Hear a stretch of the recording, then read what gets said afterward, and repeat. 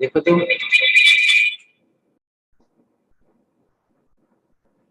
ये चालू क्यों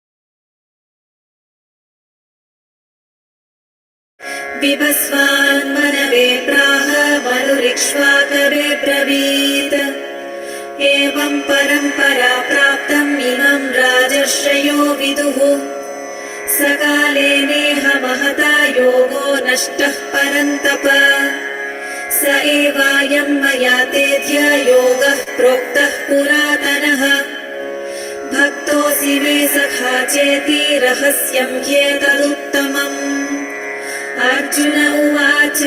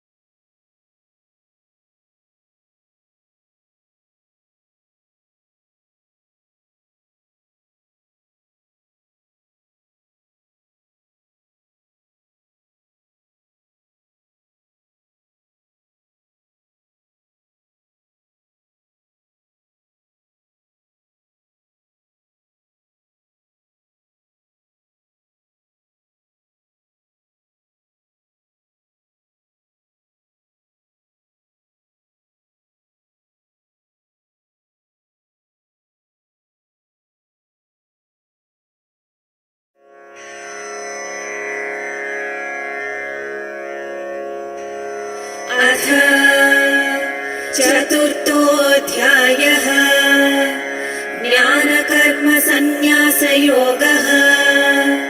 श्रीभगवानुवाच इमं विवस्वते योगं प्रोक्तवानहमव्ययम् विवस्वान्मनवे प्राह मनुरिक्ष्वाकवे ब्रवीत् एवं परम्परा प्राप्तम् इमं राजर्षयो विदुः सकाले नेह महता योगो नष्टः परन्तप स एवायं मया तेऽद्य योगः प्रोक्तः पुरातनः भक्तोऽसि मे सखा चेति रहस्यं ह्येतदुत्तमम्।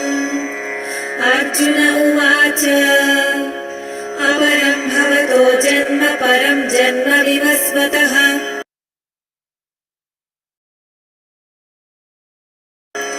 कथमेतद्विजानीयां त्वमादौ प्रोक्तवानिति। श्रीभगवानुवाच बहूनि मे व्यतीतानि जन्मानि तव चार्जुन तान्यहं वेद सर्वाणि न त्वं वेत्थ परन्तप अजोऽपि सन्नव्ययात्मा भूतानामीश्वरोऽपि सन् प्रकृतिं स्वामधिष्ठाय सम्भवाम्यात्ममायया यदा यदा हि धर्मस्य ग्लानिर्भवति भारत अभ्युत्थानमधर्मस्य तदात्मानं सृजाम्यहम् परित्राणाय साधूनां विनाशाय च दुष्कृताम् धर्म संस्थापनार्थाय सम्भवामि युगे युगे जन्म कर्म च मे दिव्यम् एवं यो वेत्ति तत्त्वतः त्यक्त्वा देहं पुनर्जन्म नैति मामेति सोऽर्जुन वीतरागभयक्रोधा मन्मया मामुपाश्रिताः बहवो ज्ञानतपसा पूता मद्भावमागताः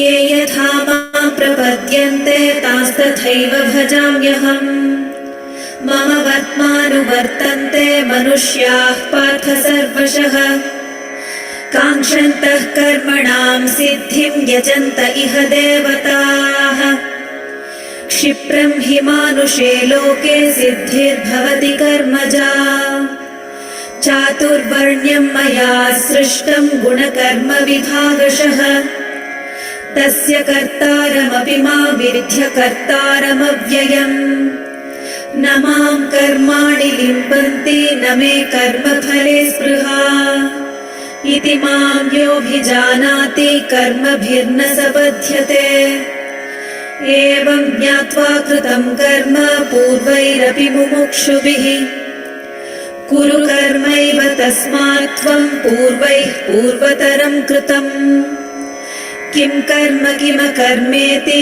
कवयोऽप्यत्र मोहिताः तत्ते कर्म प्रवक्ष्यामि यज्ञात्वा मोक्ष्यसे शुभात् कर्मणो ह्यपि बोद्धव्यं च विकर्मणः अकर्मणश्च बोद्धव्यं गहना कर्मणो गतिः कर्मण्यकर्म यः पश्येदकर्मणि च कर्म यः स बुद्धिमान् मनुष्येषु स युक्तः कृत्स्नकर्मकृत् यस्य सर्वे समारम्भाः कामसङ्कल्पवर्जिताः ज्ञानाग्निदग्धकर्माणं तमाहुः पण्डितं बुधाः त्यक्त्वा कर्मफलासङ्गं नित्यतृप्तो निराश्रयः कर्मण्यभिप्रवृत्तोऽपि नैव किञ्चित् करोति सः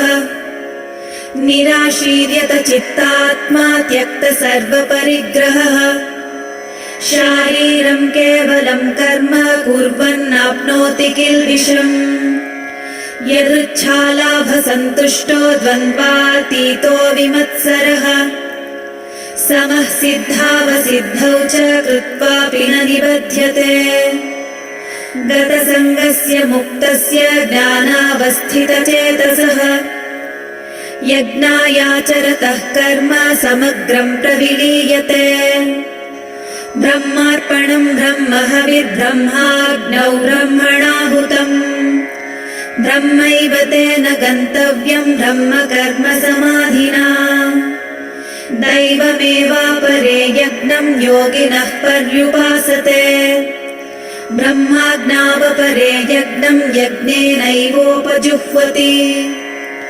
श्रोत्रादीनिन्द्रियाण्यन्ये संयमाग्निषु जुह्वति शब्दादीन् विषयानन्य इन्द्रियाग्निषु जुह्वति सर्वाणीन्द्रियकर्माणि प्राणकर्माणि चापरे आत्मसंयमयोगाग्नौ जुह्वति ज्ञानदीपिते द्रव्ययज्ञास्तवो यज्ञा योगयज्ञास्तथा परे स्वाध्यायज्ञानयज्ञाश्च यतयः संश्रितव्रताः अपाने जुह्वति प्राणं प्राणोपानं तथा परे प्राणापानगतिरुद्ध्वा प्राणायामपरायणाः अपरे नियताहाराः प्राणान् प्राणेषु जुह्वति सर्वेप्येते यज्ञविदो यज्ञक्षपितकल्मषाः यज्ञशिष्टामृतभुजो यान्ति ब्रह्म सनातनम् नायं लोकोऽस्त्य यज्ञस्य कुतोऽन्यः कुरु सत्तमा एवं बहुविधा यज्ञा वितता ब्रह्मणो मुखे कर्मजान् विद्धितान् सर्वानेवं ज्ञात्वा विमोक्ष्यसे श्रेयान् द्रव्यमयाद्यज्ञात् ज्ञानयज्ञः परन्तप सर्वं कर्माखिलं पार्थ ज्ञाने परिसमाप्यते तद्विद्धि प्रणिपातेन परिप्रश्नेन सेवया उपदेक्ष्यन्ति ते ज्ञानं ज्ञानिनस्तत्त्वदर्शिनः यज्ञात्वा न पुनर्मोहम् एवं यास्यसि पाण्डव येन भूतान्यशेषाणि द्रक्ष्यस्यात्मन्यथा मयि अपि चेदसि पापेभ्यः सर्वेभ्यः पापकृत्तमः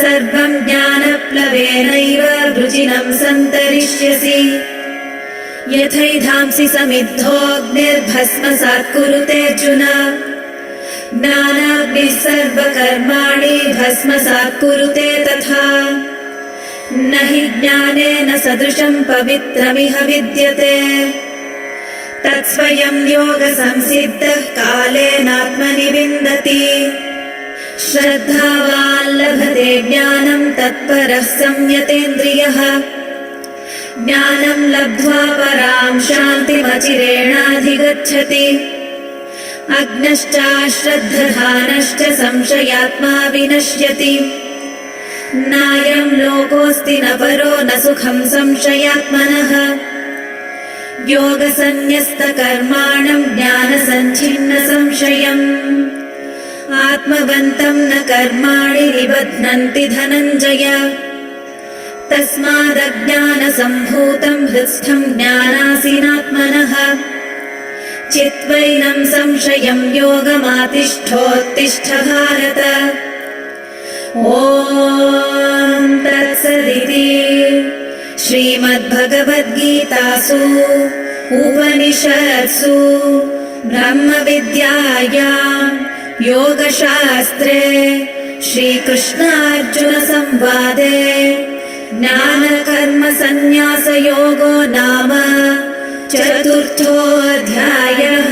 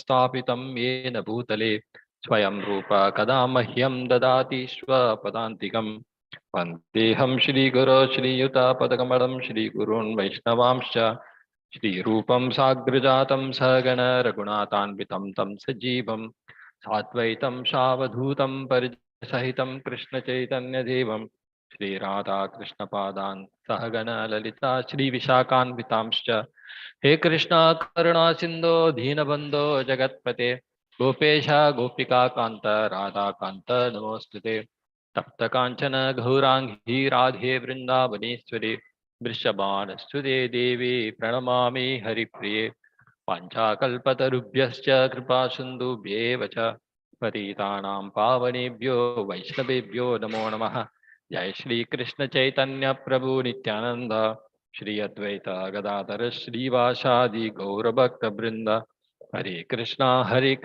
Krishna Krishna Hare Hare Hare Ram Ram Ram Hare Hare.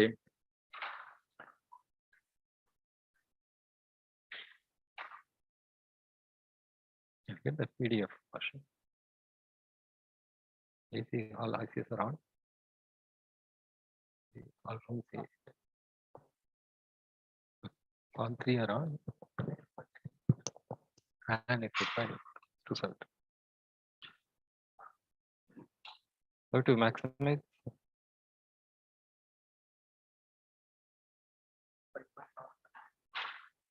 Not.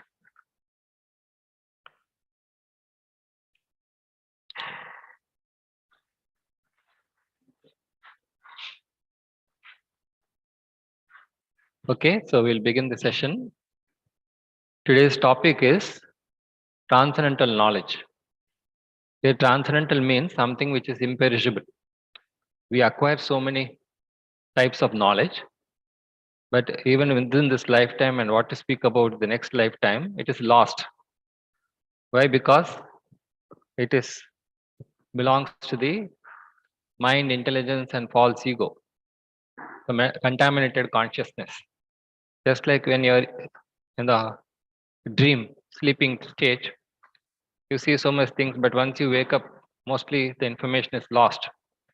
So right now we are with a material, subtle body consisting of mind, intelligence, ego. Whatever knowledge we may acquire through that gradually gets lost. Whereas the knowledge acquired by the soul, it goes with it forever. That's why in the second chapter, Krishna says that there is no loss or diminution in this effort. That is, when you cultivate the spiritual knowledge, it goes with you forever and this never gets destroyed. So now in the last chapter, Krishna concluded by saying that you can overcome lust. Lust is said to be the greatest enemy. What is lust? Unwanted desires. Desires are very natural to us, but when it is unauthorized, or we are not qualified for that enjoyment, then it becomes lust. So then Krishna said that the way to overcome lust is intelligence. You have to have proper intelligence. And what kind of intelligence? Because we see sometimes a person may be very intelligent as per the social standards, but still he is also overcome by lust. And we see lust can be in different forms: lusty mind, lusty senses, lusty intelligence. So to overcome that, one should have transcendental knowledge. And how do we receive this transcendental knowledge? Here the word is said parampara. Parampara means someone superior to us has to give this knowledge. Normally we try to acquire knowledge by our own effort, but there are some things we cannot succeed in achieving. Some type of knowledge is there by which we cannot acquire even if we spend our whole lifetime. Just like if you want to become a doctor, practically it's not possible because already you have trained yourself in a certain way. There are many things which you cannot acquire in this lifetime. So what do? You just trust someone who has already acquired that knowledge. Similarly, if you want to have spiritual knowledge also, since we have not been trained that way for a long time, if someone is already having that, when we receive that knowledge from him, provided he is a bona fide source, then we can benefit. So this is the.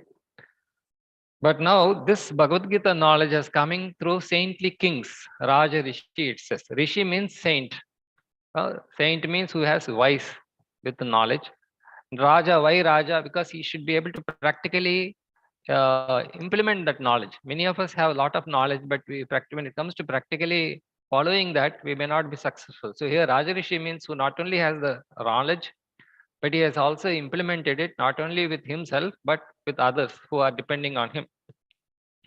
Say, understood the science of indisciplication. So this transcendental knowledge is science. Science means it has to be practiced. You can see the result. Then only it is complete. Whatever knowledge you have, supposing you have science, it has to be implemented in the form of some technology.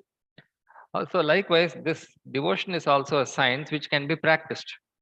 And this was coming from Krishna to the sun god. What is the importance of sun god? Because all the living entities, all the planets are sustaining because of the sun, the heat and light of the sun. And so he has to function properly. Our conception is sun is a planet. It has no life on it, or there's no life force behind it. But the Vedic conception is behind everything, there is a personality. Just like if this building is there, it didn't come by itself. Although the ingredients were already there, only an engineer or some architect has designed it and this has come about. So that is the Vedic perception which we already discussed in the earlier sessions. So this sun god is able to do his job perfectly. Just like we are trying to come on time, we have to put some effort to be punctual. Similarly, sun god is very punctual. You can even predict his movements. So this sun god is able to do his job to perfection because he is a devotee of the Lord Krishna. He has received the knowledge. And he gave this knowledge to Manu. Manu means the father of mankind. The word Manu, man, comes from the word Manu. And there are 14 Manus in a day of Brahma. So what is the role of the Manu? He has to guide mankind. That's why we have the Manu Samhita and Manu Smriti, based on which even the legal rules are framed based on this, which are passed down from generations. So this Swayambhu Manu, he spoke to Ikshvaku. Ikshvaku is in the lineage of Lord Ramachandra, and he's, but it is broken. What is broken means either the theoretical knowledge itself is lost, or supposing there's a power failure, obviously we cannot communicate. So there is some problem in the discipline. When we are not disciplined, sometimes we don't get the knowledge, and even if we get the knowledge, we are not able to practice it. This was broken. Krishna explains it to Arjuna, his devotee and friend. So Krishna thought it appropriate to speak this Bhagavad-Gita science again to a person like Arjuna. And what is his qualification? He is a devotee. Devotee means he is going to, by speaking to Arjuna, he will implement it. Sometimes people think Bhagavad-Gita is not practical. We hear it and just that's it. But Bhagavad-Gita is to be practiced to benefit really. And Arjuna was such a person who will implement Krishna's instructions of Bhagavad-Gita. And not only that, he is a friend. Friend means he will do more than expected. Sometimes you tell something, a person, he does what you tell, or he may do something less than what you told him to do. But a friend means out of his own, he will try to do something more than what is expected. So that was the position of Arjuna. Now, after hearing this statement by Krishna that he spoke this Bhagavad Gita to sun god, basically Krishna's intention was to inform Arjuna that this is not a new science. It was there from time immemorial. And now, since the necessity is there, he is telling him again. But then the logical question which Arjuna asks is, the sun god is born before you. How did you speak to him?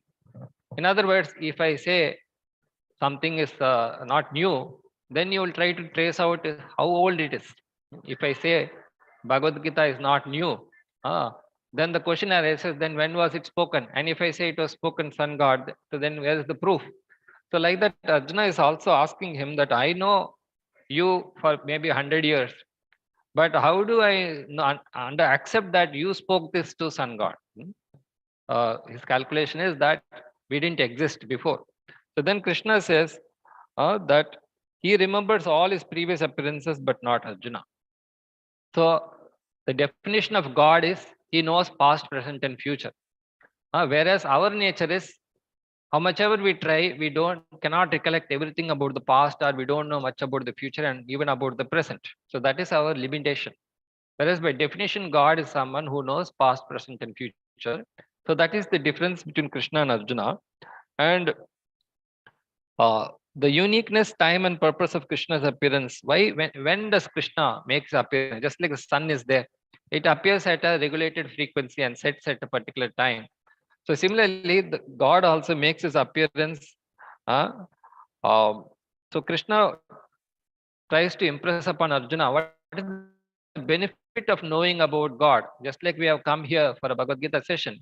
Some of you might be thinking, what is the benefit of knowing this? Similarly, one may ask, what is the need to go know about God? And if I know about him, what will be the, how will I really benefit from that? So Krishna is the creator. Creator means all types of knowledge which are there, they are originating from God. And even if people follow many paths, some people may say, I don't follow this path, I follow something else. But eventually, just like so many rivers are there, but all the rivers ultimately go and merge back into the ocean or the nearby sea. That is how the nature has been designed. So this all different paths, ultimately a person has to come to this process of devotion. So now Krishna reciprocates with the worshipper's mood. As I said, worship means how do we utilize our body, mind, and words. Worship means sometimes a person may not worship God, he may worship a person or some ideals. So basically, worship means he is fully engaging his body, mind, and words. So now people may worship in different mentalities or mood of worship. So then accordingly, we see they get a reciprocation according to their mood of worship. So some people choose to worship demigods. Demigods means they don't accept a supreme authority or God. They accept someone who's within their reach. For example, we may respect the social leaders, community leaders, or family elders. So we treat them as God because they are taking care of our immediate necessities. I want something, and immediately that person provides. I think where is the need for God? Because whatever I ask, this person is supplying. So maybe I don't need God. So there are some people who want quick results, and they think that whoever supplies those results must be God, and they continue to worship them. So now, then someone may ask, okay, if there are others who can substitute for God, then how do I still feel the necessity for God? So Krishna says, I have created the society, social system. The 4 varnas and 4 ashramas had been created by me so that one can gradually progress in life. Just like an IIT is there, some system has been established. That's why I am able to really benefit from this institution. Similarly, if someone says, I don't see God, so then why should I believe him and why should I worship him and why should I know about him? Then God tries to explain that a system is there which has been created me for the social stability. Now, although Krishna is creating this system, he doesn't have to follow that. So example is given, just like the government is there, it sets up a prison house. Actually, the government doesn't want to set up a prison house or a mental hospital or a court, but it knows by experience that there will be a section of people who will not follow the set rules. So, or they will not follow healthy habits, or they will not follow the legal rules. So therefore, they have to create a system for them to be corrected. So therefore, just like that, Krishna makes a system which he need not follow, and you cannot blame him for creating that system because he is not doing it for himself. He is doing for the benefit of others. And liberated souls work by understanding Krishna. So if we understand these 5 subjects of Bhagavad Gita, one is we should know who we are and who are other living entities, what is our relationship with each other. We have a relationship with all living entities. And second is we should know who is the ultimate controller and maintainer of all these living entities. And thirdly, we should know about the nature, this material world, the nature around us, how it is functioning. Are there any laws? And who is controlling this laws? And fourth subject we should know is how time is very important. We cannot waste time. Time can be very expensive. We cannot get back lost time. And the fifth subject is how to perfect our activity, because these first 5 subjects cannot be changed. They are permanent. But only thing which we have in control is the how we work, that is karma. Now, next Krishna is talking about working with the knowledge or working with intelligence. That's why I told previously, lazy intelligent, active intelligent, active fool, lazy fool, which means the action you do, the quality of that will depend on the intelligence or knowledge with which you are doing that same activity. Just like you give a surgical instrument and you give it to a murderer, he use it to harm the other person. But the same surgical instrument you give it to a doctor because he has the right knowledge, he can save a patient. So seeing in action, symptoms of detached worker. So normally karma means any action which produces a reaction. So it can be good or bad, but usually it's a mixture of the results are usually a mixture. Even if you do something with a good intention, there will be bad outcomes. Even if you do something with bad intention, sometimes there are good outcomes. So basically, any action you do, it's a mixture of good and bad, and naturally the results also will be good and bad, or what I like and what I want or what I don't want. But is there a way by which you can do action which will not bind us? Bind us means the results will not affect our quality of work. So that is being explained in this chapter.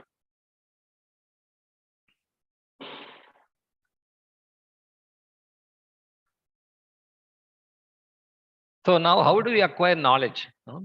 Knowledge has to be, is it blindly if I do some work, I will get some knowledge? People say I have to get some experience, so I will do this job. But we see after doing the job also that person has not learned much. You would have experienced this in life. We start doing some course or some job thinking that I'll gain some experience. But at the end of the whole thing, we feel that we really didn't get the required experience. So which means here the important word is sacrifice. Sacrifice means you should have the goal in mind always. When you're doing some action, the goal should be very clear, and then there should be someone to help you guide to that goal. Then only it is called sacrifice. Sacrifice doesn't mean generally people think I sacrificed my life means I gave up my life. I sacrificed my energy, time, money means you think you lost something. But real sacrifice means by giving something, you should get back something which is worthy. So that is known as sacrifice. There are different types of sacrifice. People are satisfied by different types of sacrifice. They think if I please someone superior to me, that is enough for me. I don't care about the larger picture. Someone is there, he likes me or I like what I did, that's it. But next is Brahman worship. Brahman means all pervasive feature. Some people are there, they try to satisfy so many people. They are not. And then there are sense enjoyers. They think, okay, if I'm satisfied, that is it. My work is perfect. And there are some people, they feel they have done something by sense control or and so on. But ultimately, what is the purpose of sacrifice is development of knowledge, restriction of sins and attaining spiritual realm. So what is knowledge? Real knowledge means we should be able to help us overcome the negative tendencies and create the positive tendencies. So otherwise, we'll be doing sin. Sin means acting against our nature. Supposing this mic is there, if it is not functioning mic, it is not worth it. Similarly, everyone has some prescribed duty. And when we are not able to perform that, then it becomes a sin. So what are the benefits? How to acquire this kind of a knowledge?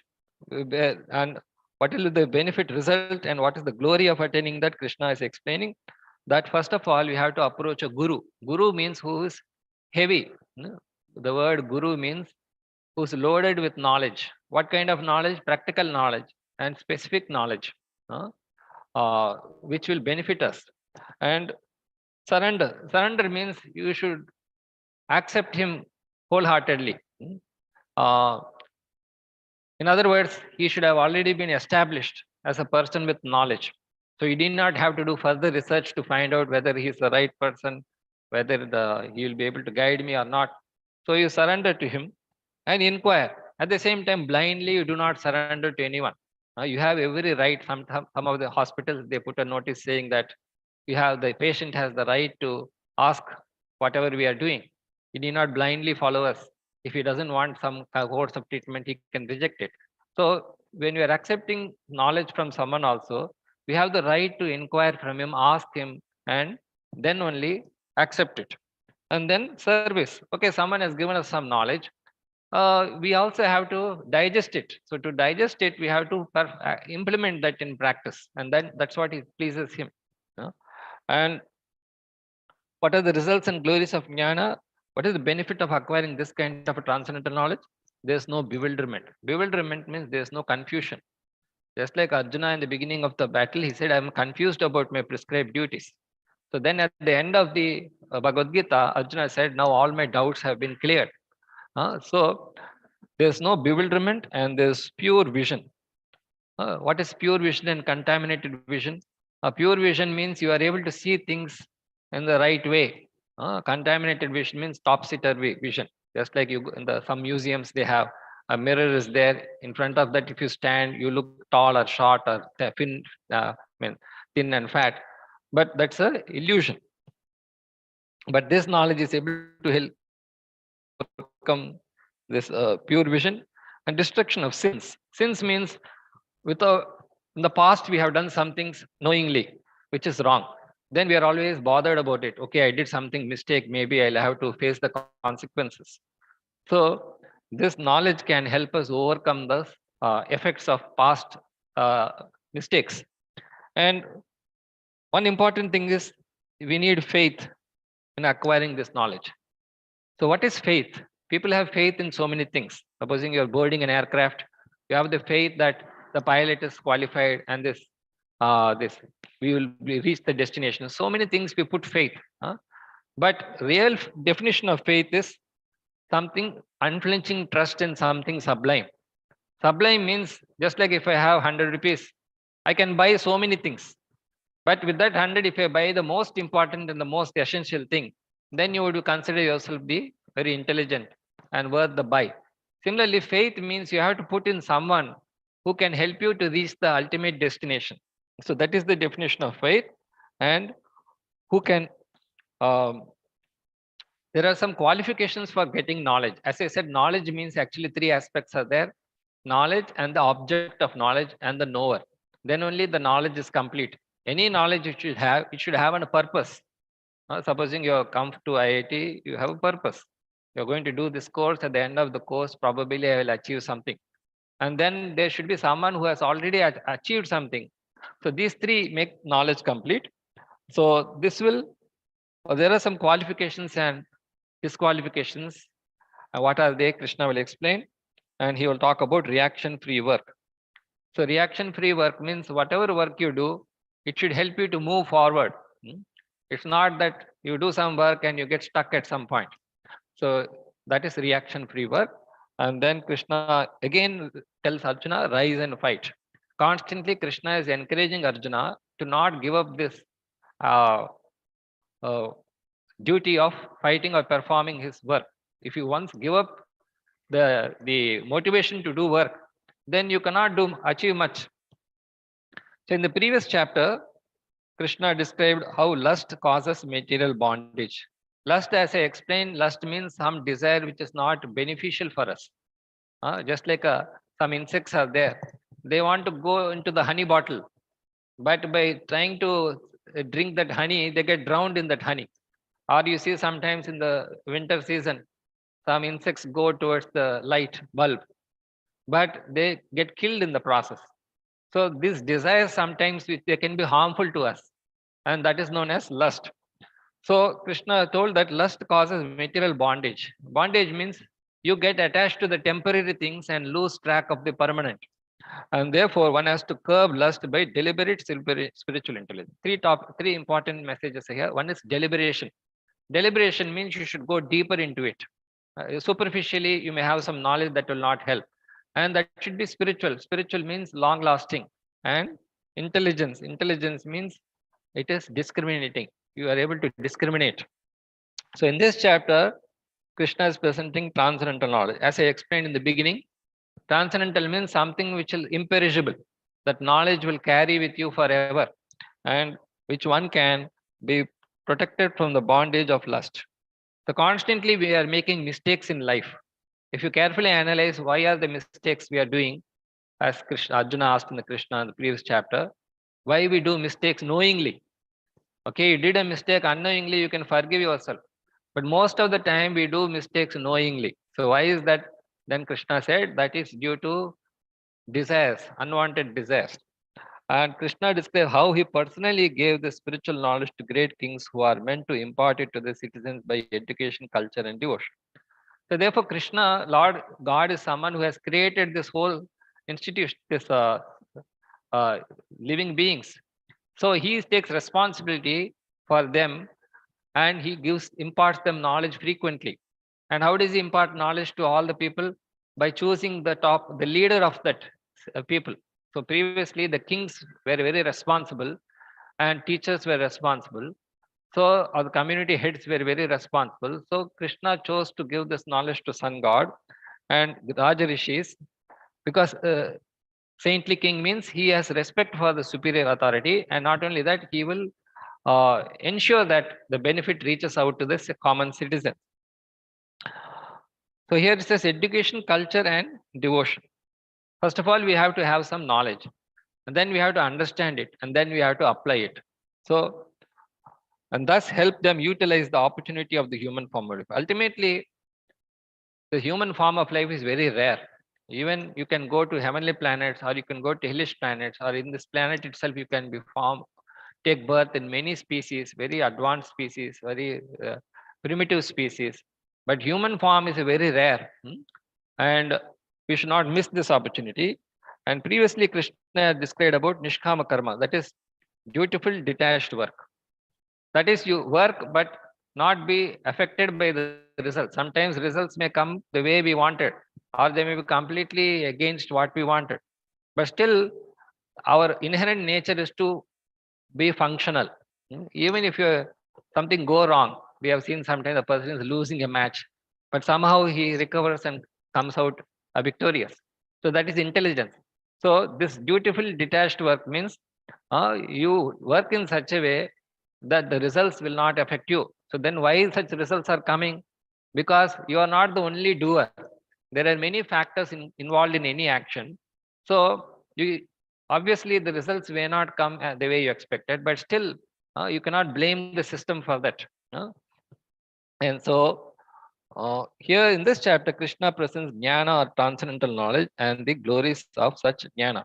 Why? If you have this knowledge, even whatever be the things which may go wrong around you, that will not affect your work. We see sometimes some players have very good temperament. Even if they are in the losing side, they hold their nerves and they come out victorious. So he begins by describing the lineage in which that knowledge descends. So this knowledge, just like I told in the beginning, some knowledge you can acquire by your own effort, but some things you cannot acquire. How much you try, you have to depend on someone who has already acquired it. So this parampara means it is this knowledge from God has been coming through a disciplic succession, and we have to accept it. We cannot every time do research and find out everything. So this knowledge is imperishable, it says. Imperishable means just like there are, so if you see most of the modern technology, it was already there in the previous ages. But gradually that knowledge is lost. And again, the technology comes back and we think someone has discovered it or invented it. But if you carefully scrutinize history, there are many sciences and technologies even in the previous ages. Advanced science and technology, history is showing that. So it is possible that there may not be qualified people who can propagate this science or this technical knowledge. So similarly, in devotional science also, it is possible that this knowledge is lost, and therefore Lord Krishna time and again has to repeat it. And initially he spoke to the sun god. As I said, sun god means he's a person who's giving heat and light to all the. If you go to Aravalli is somewhere in Srikakulam, there's a temple for Lord Sun God, and the Sun God he travels throughout the universe, giving heat and light. So he spoke this knowledge to father of mankind Manu, and Manu spoke to Ikshaku. Evam parampara praptam imam Raja Rishiyo viduhu. So here the important word is Raja Rishi. Raja Rishi means saintly king. One has to be saint. Who's a saint? Saint means wise. And he's also king. King means he is able to give the benefit to others. You should get benefit and give benefit to others. Just like the tree is there, It is able to get the nutrients from the soil and give the benefits to others in the form of flowers, fruits, and so many things, which we ourselves cannot do. Even though you are human beings, very advanced, but we don't have the capacity to absorb things from the soil and give it out as a fruit. No scientist can do that. So why this knowledge is lost sometimes? Here it mentions motives of unscrupulous people. Unscrupulous means who, supposing give something very valuable to a person who doesn't know the real value of it, he will misuse it. So similarly, this spiritual science also, if the likelihood is there that people will misuse it for material purposes, and therefore Krishna spoke this knowledge to Arjuna. So why we have to discuss all this is, just like we have to, if suppose we attend some conference, why we have that knowledge about that subject, but when we hear about it again and again from different people, the same thing which we already know, then we absorb it better. Similarly, we might have heard of Bhagavad-Gita even in our previous life. Otherwise, why would have come here? Unless someone has already heard this Bhagavad-Gita, known something, that interest to know more doesn't come. But still, it is our necessity that we have to hear about it again and again. So Krishna also doesn't spare that effort, and he also comes to give this knowledge again. So we have to receive it. And why Krishna spoke this to Arjuna? Because you are my devotee and friend. So the real qualification for Bhagavad Gita is one should be interested in practicing it. Otherwise, he will think, what is the use? I just heard some lecture, that's it. I don't see it. But devotee means he is able to, willing to put heart, mind, and soul into following something. And friend means sometimes you write some exams and they ask some questions which is not in the syllabus, out of syllabus we say. But they have put that question deliberately. They want to see whether that student is able to think outside the box. It's not that you give the syllabus exactly that he read and come. No, he's also able to go beyond that and do something. So the friend, why Arjuna means he will do something more than expected of him. So we give some extra marks. So I am speaking so that ancient and confidential science. Confidential means this is very valuable, very going to be very beneficial to Arjuna and the relationship with the Supreme. So why this is most confidential? It is connecting us with the most superior person. Supposing I connect you with some very famous person, very rich person, very beautiful person, or very wealthy person. Obviously, you would like to have that connection, because you know you're going to immediately connect you to some popular person. You know, yes, you take his card or something, an exchange card, because you know you're going to benefit from that. So similarly, Krishna is trying to give knowledge to Arjuna, which will be most beneficial to him, and that's why it says confidential. And what is this? What is the greatness about this? He is going to establish a connection with Lord Krishna, which will help him to connect with Krishna. So the Bhagavad Gita helps us to connect with God, who is our dearmost friend, well-wisher, and proprietor, everything. Sayevayam Mayatedya Yoga Prokta Puratanaha. Puratana means old. We previously say old is gold. So this, it is coming down from time immemorial. This knowledge is nothing new. Bhaktosi me sakha cheti rahasyam heda uttamam. The topmost secret. The qualification of recipients to spiritual science is to be a devotee of Krishna, for demons cannot. Who is a demon and who is a devata? Demon means he knowingly rejects something. Demon means even if you tell him this is the right thing, he will wantedly do the opposite. So now Arjuna's question after hearing this from Lord Krishna is that the sun god Vivaswan is born before you. How can I accept that this knowledge is time immemorial? Maybe it is created over a period of time. Some people argue that maybe Bhagavad Gita was spoken only 5,000 years, only 5,000 years, and there may be something which is much before 5,000, so that must be better than this.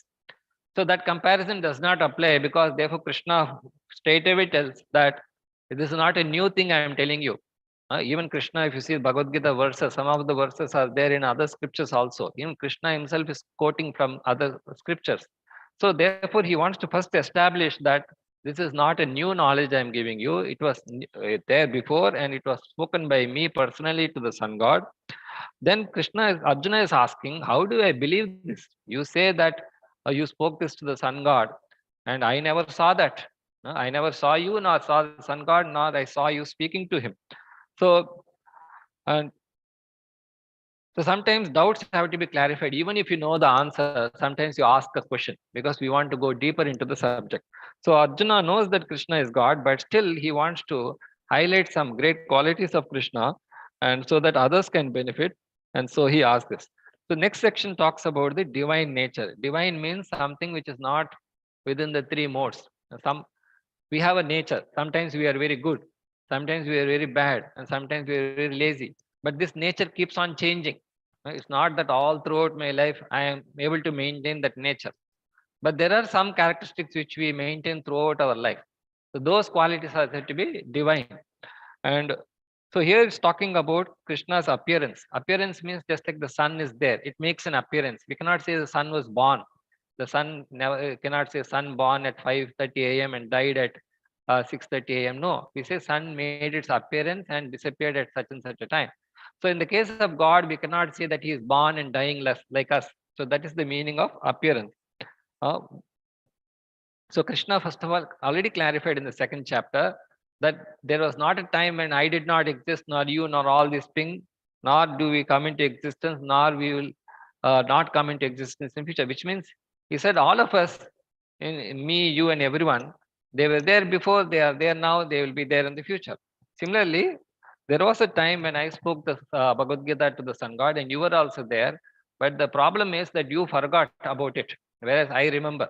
Just like the child may be doing something, and he may forget it, but the father remembers what the child did when he was 5 years old. So similarly, the conditioned soul who transmigrates from one material body to another forgets everything due to change of body. So what makes us forgetful? We are seeing desperately we try to remember things. Unless we store it in the computer, we generally forget. So why is that? Because our body is constantly changing. From the time we are born, every second the cells in our body are changing. And then not only that, our mind is also changing, intelligence is changing. So because of this constant change, supposing you are in a vehicle and the vehicle is moving very fast, obviously you cannot see what is going outside. So similarly, because this body is constantly changing, including the gross and subtle body, the mind, the memory is gradually getting lost. So, but whereas Krishna's eternal devotees, like Arjuna, also appear with him, but he covers their knowledge. So anyway, uh, Supreme Lord Krishna appears in various incarnations. So then one may ask, okay, if God is there, then why I don't see him all the time? Just like the moon is there. The moon, sometimes it appears like a full moon. Sometimes you can't see the moon. It is like a new moon day. Sometimes it appears like a crescent moon. But that doesn't mean the moon has reduced or increased in size. The moon is as it is, but it appears to us that its size is increasing or shrinking. And they have one particular day, I think you know that the moon appears the biggest on that particular, the brightest. So Supreme, he his Sachit Ananda body, his eternity, knowledge, and bliss. That is the characteristic of every living entity. That is, we are all eternal. We have knowledge, although it becomes covered up, and we are always happy, but sometimes we become unhappy. So God also has that characteristic, and um, but his body is such that he will never forget, because his body is not made of this sattva, raja, and tamoguna, but therefore he remembers past, present, and future. So then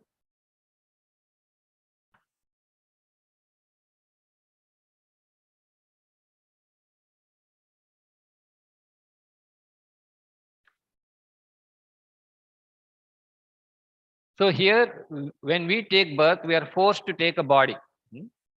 Just like a person is put in the prison house, he cannot go with the same dress which he was wearing. He has to take the, just like you go to the operation theater also. You cannot say, I will go with my whatever dress I'm wearing, I'll go into the operation. No, they will say you have to wear the proper uniform, and then only you will be allowed into the operation theater. Similarly, when we come to this world, we have to acquire a new material body. Whereas God, when he comes, just like the president, sometimes he goes to the prison also to give a lecture or something to educate the people in the jail. But he doesn't have to change his dress and go to the prison. Whereas the prisoner, when he's convicted and he has to go to the prison, he has to change his dress. So when we make our appearance, we are forced to change our body. Whereas God is concerned, he comes with his own body. And what is it? When does he appear? Does he appear whenever we want? Some people argue that if God is there, why doesn't he appear right now? There's so many things going wrong around the world, and why does he come to correct it? And there's so many people are good and they're not getting the benefit. So therefore, Krishna says, whenever and wherever there is a decline in dharma or religious practice, or descent in Bharata and a predominant rise of adharma or religion, at that time I descend myself. So basically, what is dharma? Dharma means prescribed duty. Prescribed duty means, let us say, each of us have very clearly defined roles and responsibilities. As long as we are doing that, there's no need for the manager to come. But let us say everyone is doing their job erratically. There's confusion and chaos. Then the director has to come and set things right. So similarly, when Krishna feels that he has already appointed some managers for this universe, they are known as the devatas, demigods. They manage the affairs even without his interference. But when it is absolutely essential for him alone to come and sort it out, then only he makes his appearance. That's what Krishna says here.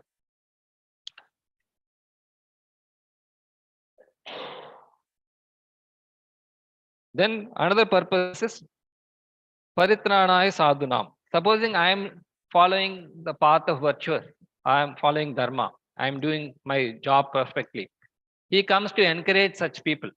And if there are some people willingly they are violating the rules, he comes to punish them. Supposing a person is doing mischief, as long as nobody corrects him, he will continue to do mischief. But let us say someone comes and punishes him and then puts a fine, then he will correct himself.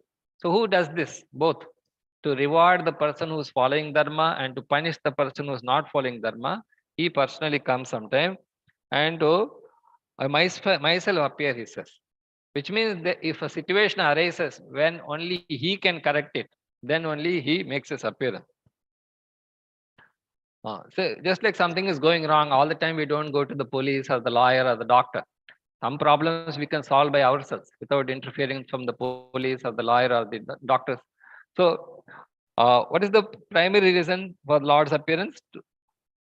When we desire him, when we want to really be with God, then he makes his presence felt. So even if God comes to punish someone, just like in the Mahabharata war, we see the Pandavas were protected by Krishna, but the Kauravas died. All the 100 sons of Dhritarashtra died when he was alive itself.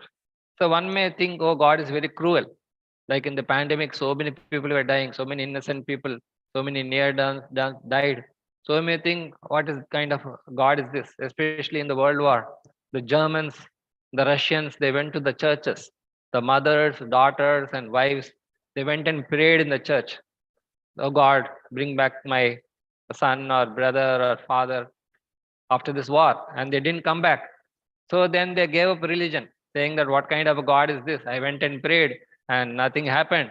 So, but actually punishment is also mercy. Someone is punishing someone, that is also for his benefit.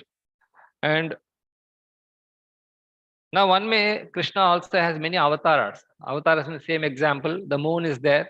Sometimes it appears like a full moon, sometimes like a new moon, sometimes a crescent moon. So these exhibit different amounts of light. So similarly, God appears in different avatars or incarnations, it is called. One is known as the Purusha avatars. Purusha avatars, there's Mahavishnu, Garbhodakasai, Ksharadakasai Vishnu. Purusha means enjoyer. They ensure that the living entities are happy in different ways. So those are the Purusha avatars. Then the Guna avatars means there are these Sattva, Raja, and Tamo Guna. Someone else, just can you? Are you good? So Gunavatara means Sattvagana, Rajogana, Tamagana, Brahma, Vishnu, Maheshwara. Shiva, Brahma, we have heard. They have different roles. Like Brahma is there, he is passionate. He is always creating universes and putting the living entities in the different universes. And then you have Vishnu who is maintaining those. He is applying the nourishment required. So, just like you maintain an establishment. And then you have Lord Shiva who destroys. Destroys means after something has served its purpose, you have to dismantle it and create something new. So then you have the Leela Avataras. Leela Avatar means they do something very exceptional which common man cannot do. And then suddenly people get interested in God. And then there are Shaktavesha Avatara, means ordinary living entities, but they do something exceptional. And then we appreciate that, saying that this person is able to do this extraordinary thing because he is blessed by God. Hmm. Just like one child pilot was there. He was doing something extraordinary. The pilot said, God bless you. What he meant is that this person is so extraordinary, he is blessed by God. So that is a Shakti Avesha Avatara. And then you have Manvantara Avataras, means they appear at very designated times. God, just like there are some people who come at a particular time. And there is the Yuga Avataras. There are 4 Yugas, Satya, Treta, Dwapara, Kali. And when they are, one Yuga is getting over and the new Yuga is coming, at that time they are in between, they make appearance.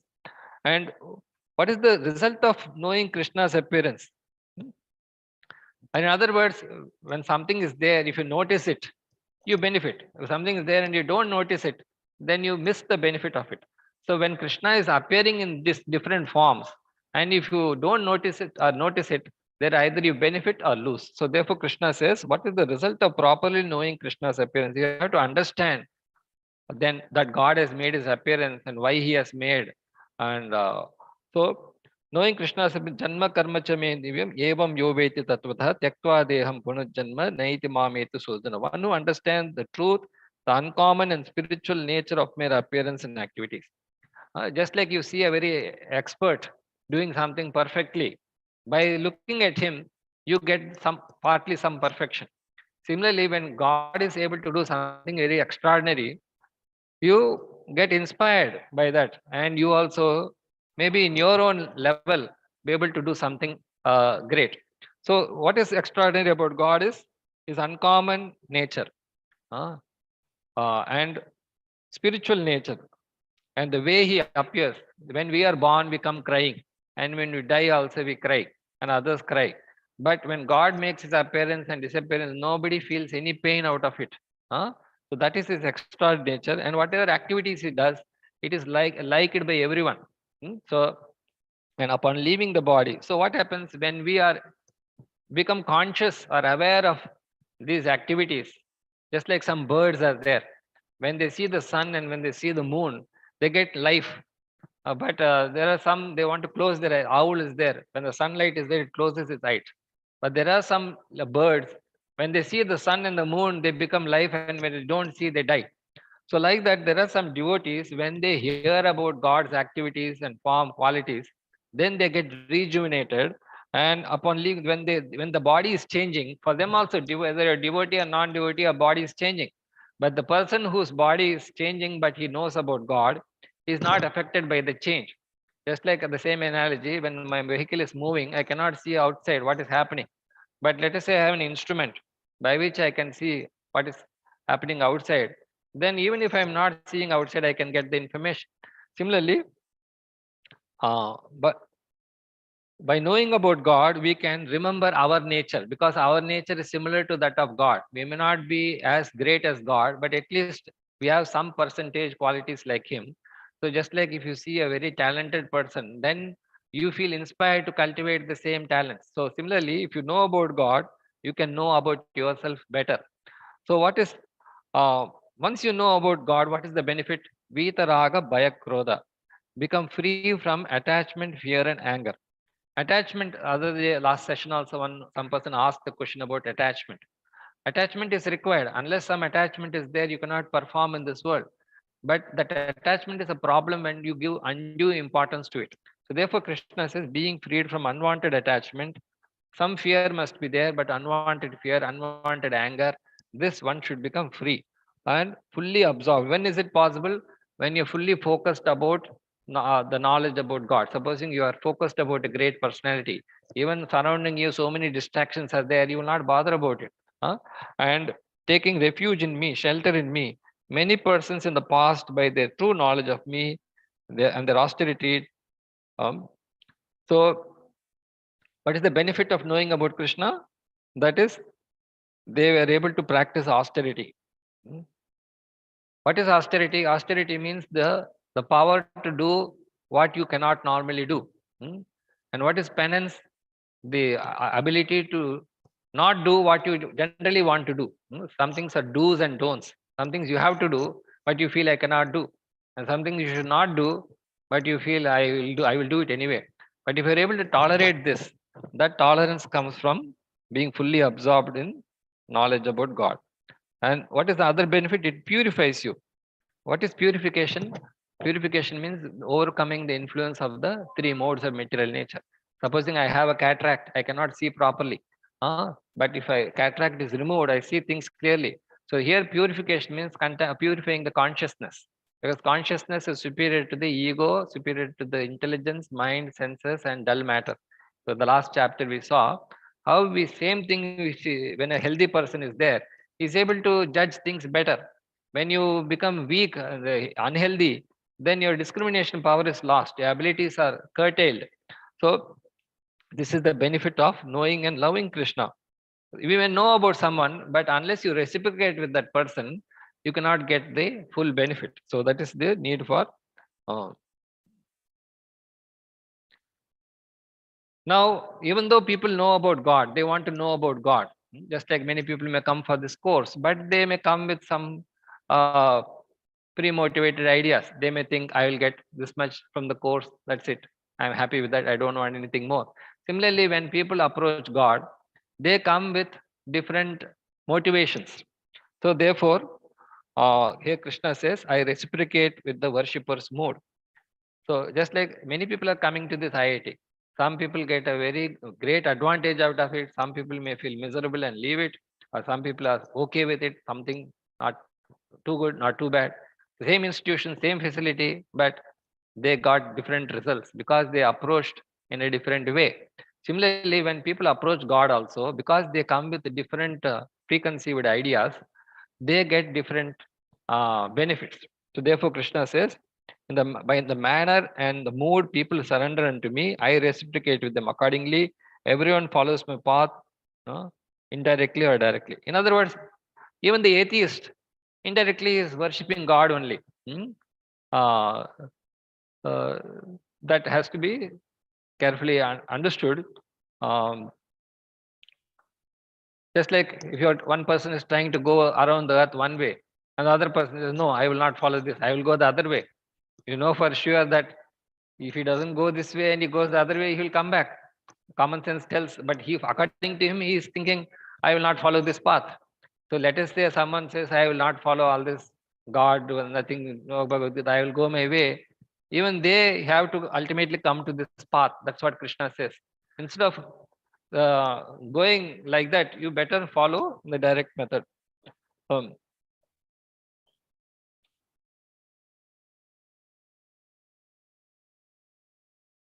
Yeah, here it says different degrees and aspects of Krishna. The same example, the moon is there. Depending on which day you see the moon, you can see it as bright or dull. So people realize God in a different. How much effort you put, that much God reveals Himself. Just like Dhritarashtra also could see Krishna's universal form. Duryodhana also could see Krishna's universal form. But Arjuna also saw Krishna's universal form. And the demigods also saw Krishna's universal form. But did they get the same benefit? No, because of their relationship with God. Supposing the director is there, he can help all of you, but one person goes and gets more benefit than the others. Why? Because he has developed that relationship with him. So similarly, if we develop the relationship with God, then although all of us are related to Him, depending on our relationship with Him, we will benefit more. So that is the message here. Now, there may be some people, they say, I don't worship God, I will worship others. Instead of worshipping God, they choose, just like in the World War, one person in, I think, Calcutta, he was worshipping Hitler. He kept a picture of Hitler and he was worshipping him. So why was that? Because he was dealing in the World War, there was so much black market going on. That is something which was sold for 1 rupee, they started selling it at 100 rupees or something like that, because it's a war situation and the resources were not so plenty. So he thanked Hitler, just like during the pandemic, some people made a lot of money and they are praying to God like this situation should come again. So similarly, there are some people, instead of worshipping God, they go to demigods. No, that this is our motto of IIT Madras also is there. Shankshanta karmanam siddhim yajante iha devata Kshipram hi manushaleke siddhir bhavati karmaja. Some people want quick results. Just like you go to a fast food restaurant. Why you go there? Because you don't have to buy the vegetables, fruits. You don't have to cut and chop and do not have to cook and then wash and clean. It's ready made. You immediately go and eat it. But you know the backside of that. You don't know how it was prepared, what will be the consequences. So similarly, there are some people, they don't want to put the effort to know and serve God. So they want quick results. And wherever, whoever gives them, they will accept them as God. So that is the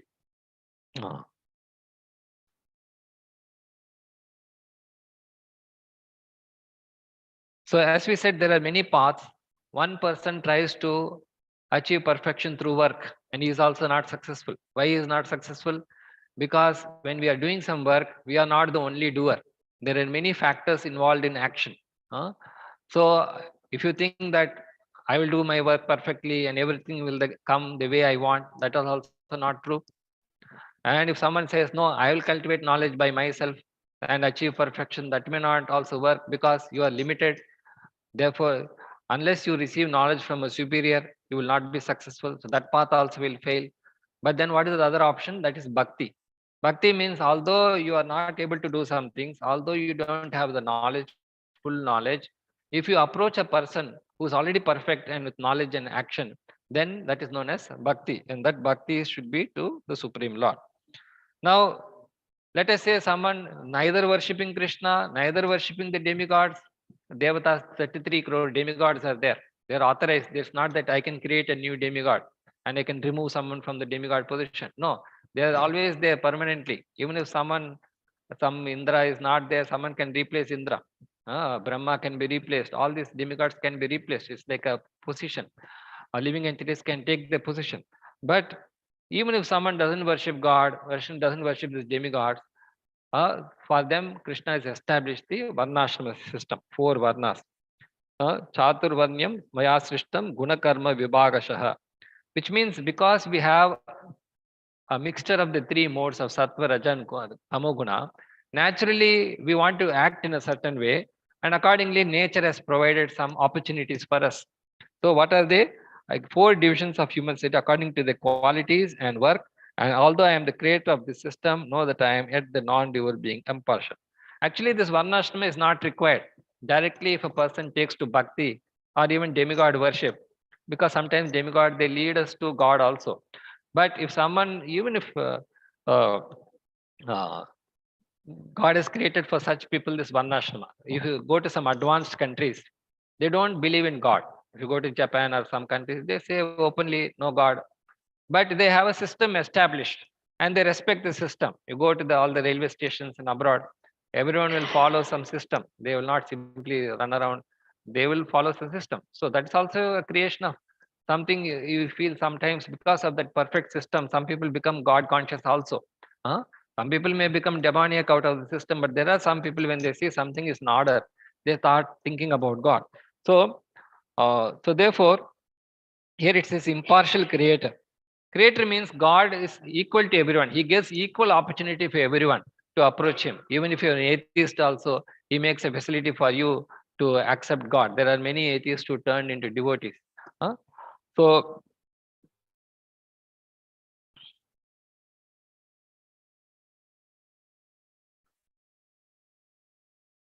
now here important point Krishna says, Krishna's work doesn't affect. That is, when we do some action, even Brahma also, he does some action, he gets into trouble. Sometimes Lord Brahma, Lord Shiva, they give boons to their devotees and they get into real trouble. Then again they have to come to God and tell, please help me. So, but whereas Krishna is concerned, although he does everything for others, he never gets affected by that. So why we should know about this? Then if we see that Krishna is able to do something like this which doesn't bind him, maybe we will be inspired to do work in such a way that we will not be affected by the results.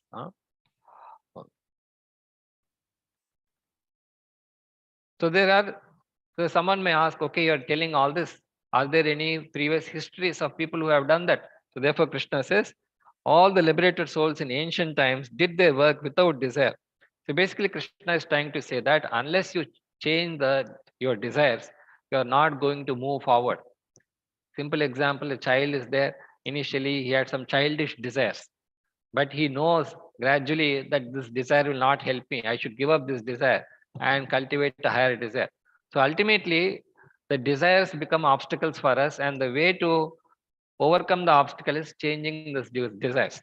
So you have to purify this desires. So why we should all do all this? Because karma, intricacies of karma means whatever action you do, it's very intricate.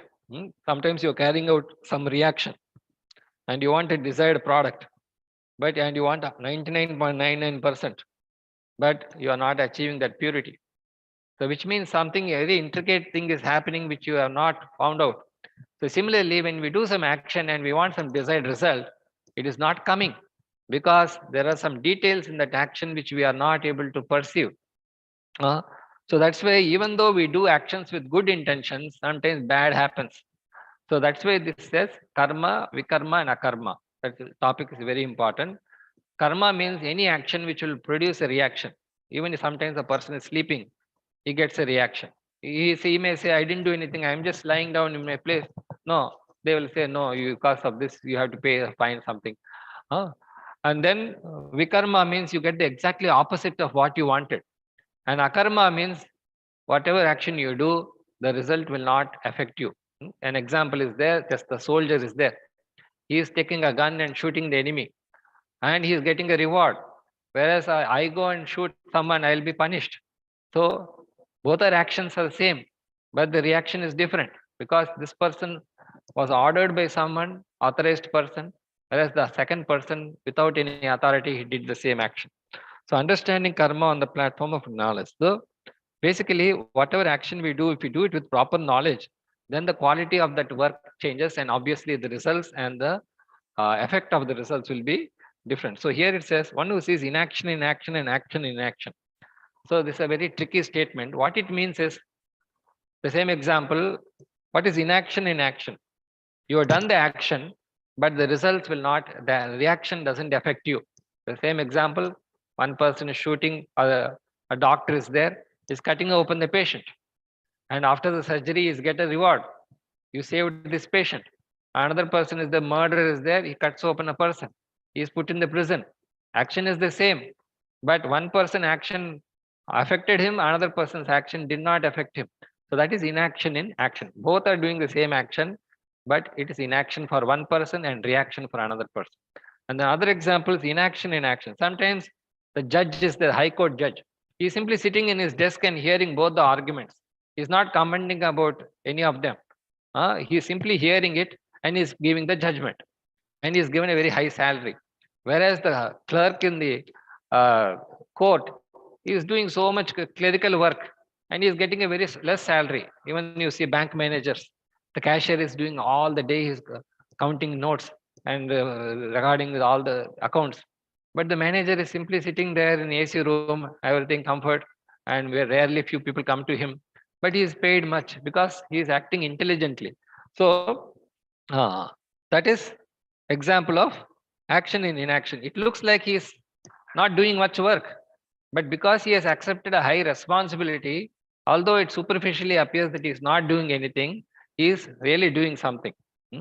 And then this is the symptoms of a detached worker. The same example I was giving, the active fool, the lazy fool, active intelligent and lazy intelligent.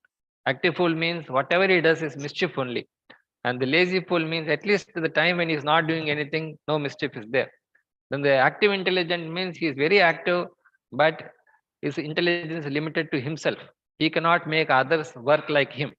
But the lazy intelligent means he is able to delegate responsibility to others and make not only he is perfect, but he is able to make others perfect.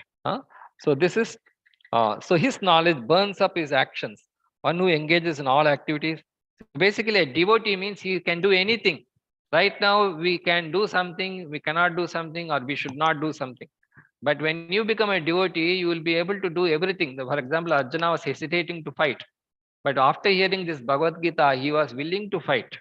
So, because in our life, we are forced to do some things which we don't like to do, or don't want to do, or we don't feel the necessity for doing some things. But if we have this knowledge of Bhagavad Gita, then we will be able to do everything and achieve everything. So one who engages in all activities but being devoid of desire for sense enjoyment. So what is the problem ultimately? The desire is the cause for the problem, not the action. What motive? What is the motive behind your action? That is what is affecting us. If you change the motive, if you change the attitude in the same action, then that action becomes transcendental. So, uh, so ultimately, the reaction is in the mind. Hmm? Supposing a person is doing the same action, but his mind is not just like one sage was there. He was crossing the river, and two people are trying to cross the river. And one lady said, "I please help me to cross the river." And the one person said, "You are a lady. I don't have anything to do with you. I will. You go your way. I will go my way." Another person took her on his back and crossed the river. This other person asked him, "What is this? How can you allow a woman to climb on your back?" He said, "See, I helped her to cross the river and I have forgotten about her. I'm not thinking about it. But you are all you, although you didn't carry her, you are thinking about that lady. Who's better, you or me? Because I am doing my job without thinking about her. So that's why even though I did something inappropriate, it is not contaminating me."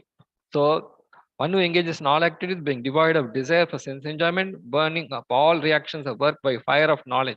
So here the conclusion is fire of knowledge.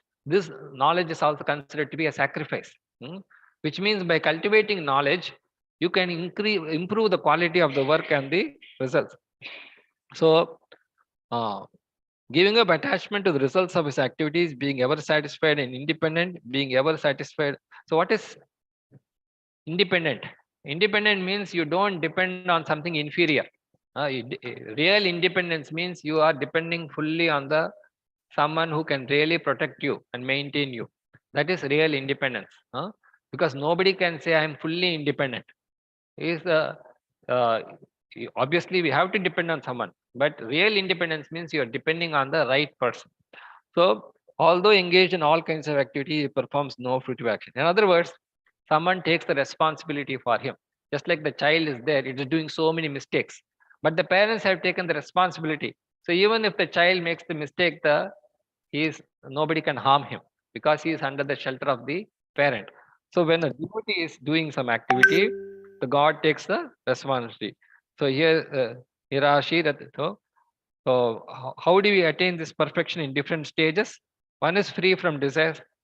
We have to gradually overcome the unwanted desires and self-control. Self-control, same thing. We should know which desire to cultivate and which to avoid. Free of the sense of proprietorship or ownership. Nothing belongs to us. Something has been just like this. This room doesn't belong to me. Someone has given it for a purpose. So that we should understand. Acts only for the bare necessities of life. So God has provided everything for everyone, but because we are greedy, we artificially try to possess something, and that creates some starvation for others. So we should know that uh, what is the minimum. Supposing if I use too much in lights here, everything, I have to pay the electricity bill. But if I accept that okay, I don't need so much light and fan, this much is sufficient, then I save a lot of expenses, and it doesn't incur any sin. So uh, satisfied with what comes of its own accord, tolerant of dualities, free from envy, steady in both success and failure, never entangled, although performing actions, unattached to the modes of material nature, fully situated in transcendental knowledge, acts for the sake of Yajna Krishna. So he has chosen an authority who will be fully satisfied. Supposing you are serving a master who is not at all satisfied, no matter how much you work, then no matter how much work you do, you will also be not satisfied because you are never able to please that master. But let us say you have an expert master who can also get the work from you, and you are satisfied by doing the work, and he is also fully satisfied, then that is the perfection. So that position can be taken only by Yajna Purusha, who is Krishna, because he is beyond the three modes. Uh, Now, how far are we in time? Where are we? What's the time now?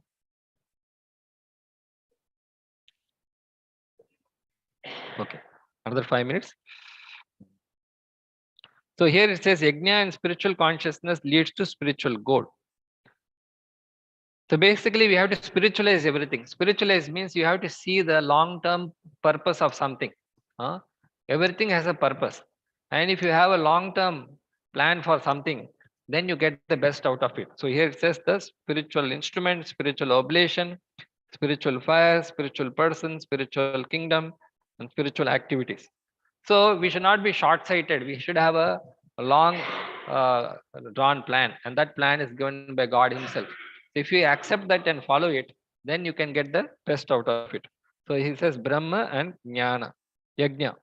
Brahma means spiritual, and Yajna means sacrifice, which means whatever action you do, you should benefit by that action. That is the meaning of sacrifice. And how can you do that? When you have transcendental knowledge.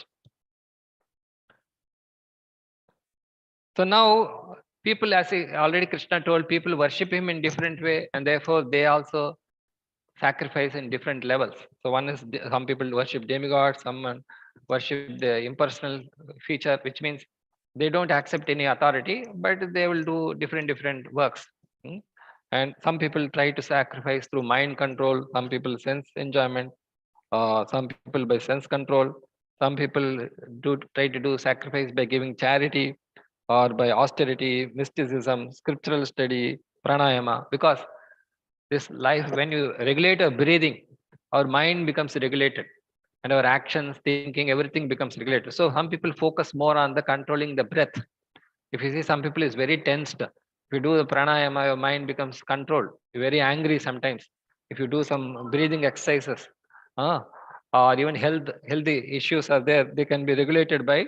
So these are all different types of sacrifice. Sacrifice means you're regulating yourself.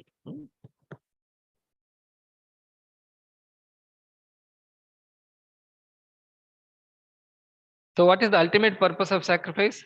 All sinful reactions are destroyed. So even though you might have done something wrong in the past, we cannot correct it now, but at least you can correct the effects of that wrong action. So this knowledge helps us to overcome the effects of past actions and prevent future mistakes and those in the present. And so what will be without this? If I say I will not do anything of this, then we can never be happy, neither in the present nor in the future. So that is the so where do you find information about these different sacrifices? We have the Vedas. Vedas, they are recommending these different types of sacrifices, but ultimately they should lead to knowledge. So how do you acquire this knowledge? Next is the important section: method, results, and glories of attaining this knowledge. There's a process from a guru, which means already someone who's learned it and practiced it. If you go to him, more likely that you will absorb it faster rather than trying to do it from scratch. So by surrender, inquiry, and service, first you should approach a qualified person, and then you should surrender. Surrender means whatever you may have some preconceived notions, you set it aside and you give more importance to what the other person is saying. Suppose you get in an argument with someone. Naturally, when you are attending some seminar or something, first you allow that person to speak, then you can maybe ask something. But straight away you begin with an argument, then he will not be able to speak. So similarly, when you approach a guru, you should set aside your ideas and first receptively hear from him, that is surrender. And then after hearing from him, you can ask him. You can ask him for further clarification, and he may clarify also. But unless you practice what he has told you, you won't get the full benefit. That is the service part. So just try to learn the truth by approaching a guru, inquire from him submissively and serve him. He can impart knowledge into you, because such a self-realized soul are seers of truth. So if you do this surrender, inquiry, and service, and still he is not able to give you knowledge, then he is not a guru. And what is the results of this knowledge? There's no bewilderment. So what is the bewilderment? Because of bewilderment, although we are perfect souls, we end up doing the mistake. We are not meant to do mistakes, but we end up doing mistake. That is due to bewilderment. But if you have this knowledge, you will never get bewildered, and then pure vision, you will be able to see things clearly. That is known as sober. Sober person means he is able to see things clearly, even good or bad. As long as you're able to see them in the right perspective, you won't get affected, because both good and bad has a purpose. Some fruits are there, they're poisonous, but the poison can be used as medicine. We have some drugs which are poisonous, but they can revive a dying patient. But some things are not poisonous, but they are also beneficial. So this destroys sin. What is sin? As I said again and again, sin means the tendency to do against our nature. And because is compared to a boat of knowledge, jnana prabham. Just like a boat is there, it is on the water and the water is going up and down. But nevertheless, that up and down motion of the water helps the boat to move forward if it is maneuvered properly. Similarly, even though we are doing so many mistakes in life, if we have a goal fixed properly and we are taking proper guidance and we are on the path, then we will reach a destination no matter how many mistakes we do. And then it is destroys all reactions. Even something we have done wrong in the past, that reaction will definitely come in the future. But let us say you have cultivated this knowledge, even that results will not affect you, and it is purest. You know, Pavitram it says, it even the most impure can be made pure by this knowledge. Just like example is given of fire. When fire is there, incinerators are used to burn up all the garbage. So like that, there is so much garbage in our mind and the senses. They can be removed through this knowledge as compared to fire. So who is qualified for this? One should have faith. Uh, Knowledge is attained by one who has faith in scripture. So where do we put our faith? We have to put faith in the scriptures. There are some revealed scriptures, designated scripture. You don't just go and read in anything and everything. You have to put our faith the right kind of scripture and with the dedication to the process. We have to practically follow that and practice sense control. Sense control means you have to use our senses properly. Having achieved such knowledge, he quickly attains the supreme spiritual peace. So, what is peace? Peace means when we are able to think and act properly.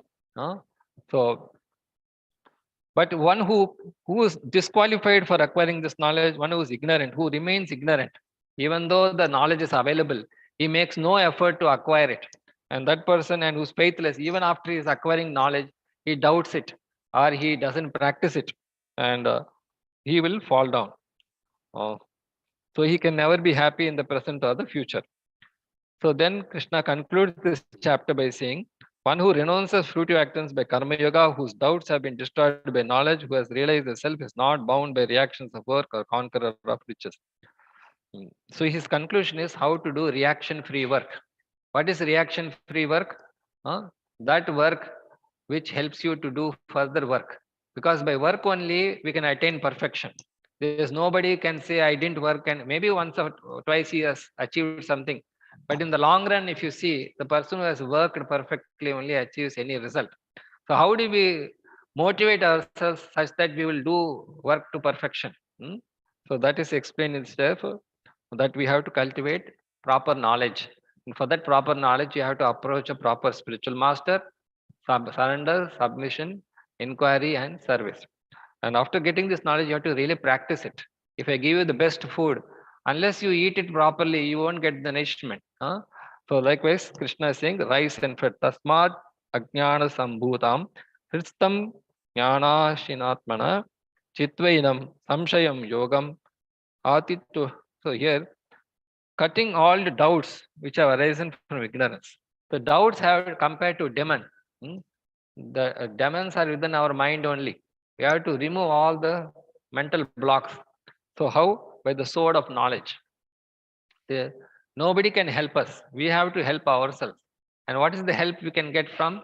The knowledge which is given the scriptures by the spiritual master. If we take advantage of that knowledge, then we can remove all our misgivings and armed with yoga, rise and fight. When you have this knowledge, then you will be able to perform much better. That is the conclusion of this chapter. I will stop there. Any comments or questions or clarifications, is free to ask. So any are there on the chat in the Zoom session? No. Okay.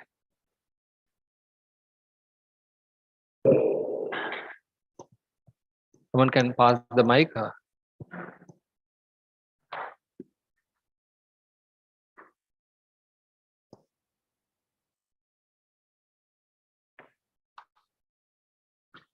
See this one.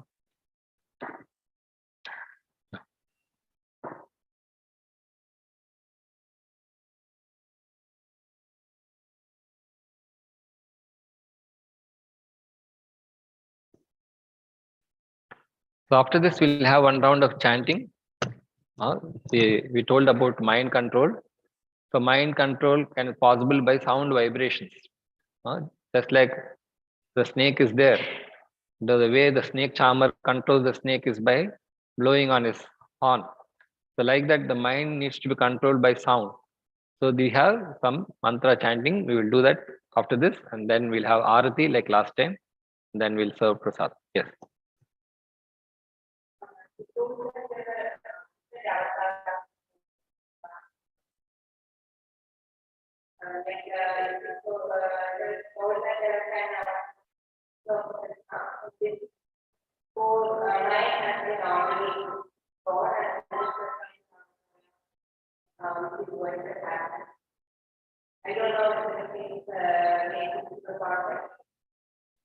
Okay, avatar means he descends himself. Supposing a very elevated person is there and you are not able to reach out to him.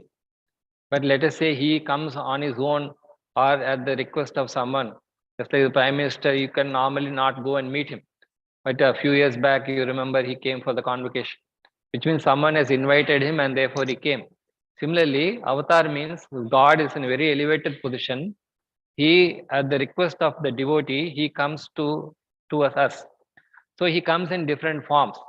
So sometimes he has appeared as a fish because there was a need for the Matsyavatara. That particular circumstances demanded that he appear in that form.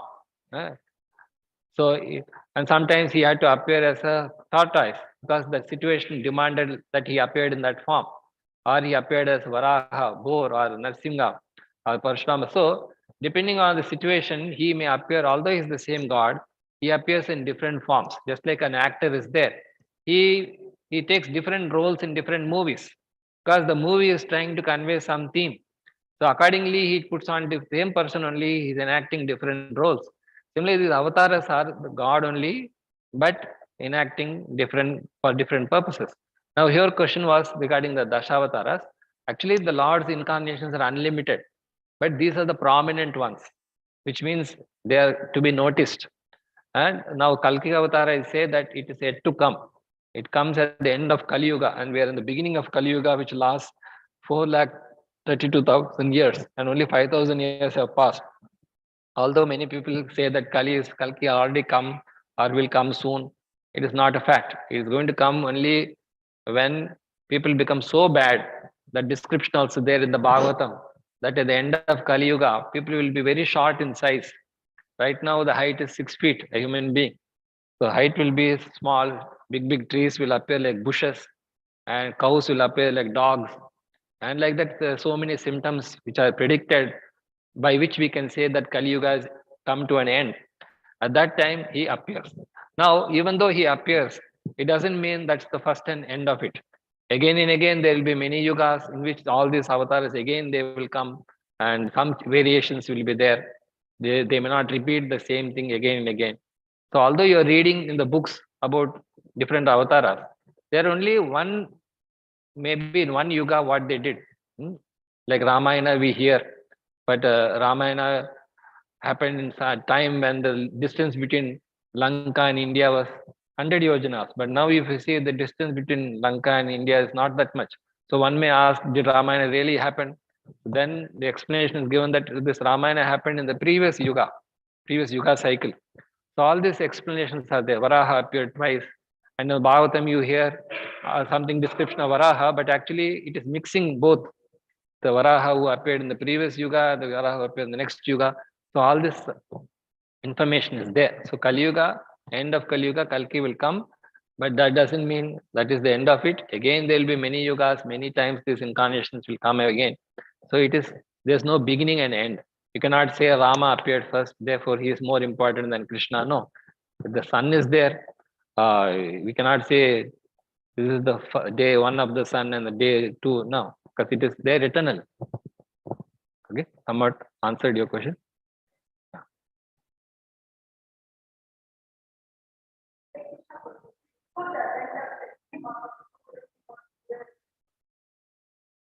His holy name is there all the time, just like this Bhagavad-Gita knowledge is there all the time. You see, the science and technology we talk about, it doesn't mean unless we discover it, it is not there. That science is there, but when someone discovers it, we give some credit to that person. So Chaitanya Mahaprabhu is eternal, the holy name is also eternal, but they bring it out for our benefit. Just like the child is there, he doesn't know where anything is kept, but his mother knows exactly where it is and what is important, and he takes it out and gives it to the child. Similarly, we don't know many things about God's creation, about God himself. So he himself has to come as Chaitanya Mahaprabhu and give us that. The holy name is there all the yugas. Chanting is there all the yugas. Yes. Any comments also? You can say or what you understood or what you didn't understand. Anything, feel free.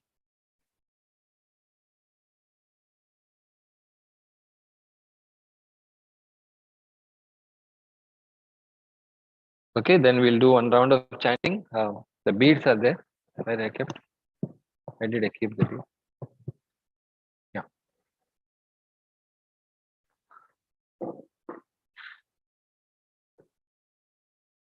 See, the word mantra means, man means mind, and tra means to deliver the mind.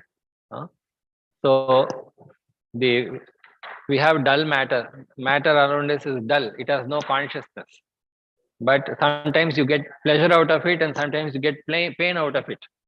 Supposing a very delicious food is there, you eat it and you get some enjoyment, but that same food can be the cause of suffering. So that is dull nature of dull matter around us. It can either give pleasure or pain.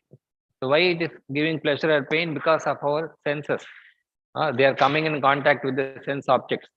Supposing I am seeing and there's a colored glass, I see everything colored because I have senses, but they are in contact with sense objects. Different bodies have different eyes, ears, nose, tongue, and skin.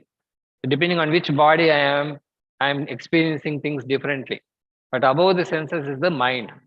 So the mind can only has to be regulated. If you want to get pleasure and avoid pain, that depends on the mind, and that mind has to be controlled by sound vibration, which is known as mantra. Trayate. Man trayate. So there are many sounds, just like you can put some rock music also, and that can give you some peace of mind, but that is not long lasting. So therefore the soul has to hear. When the soul hears some sound, then all the intelligence, mind, senses, everything will be peaceful. So that sound is known as the spiritual sound vibration. The spiritual sound is representing the names of God, Hare, Krishna, and Rama. Or Omkara, you say A, U, and Im. A, U, and Im means the God, Krishna, Rama, and Radha Krishna. So we'll chant this Mahamantra on 108 beads we have. If some a shortage, then people who know chanting, you can count on your fingers. You can use your fingers to count the number of times you are chanting. You will try to chant 108 times. So someone can display this Mahamantra.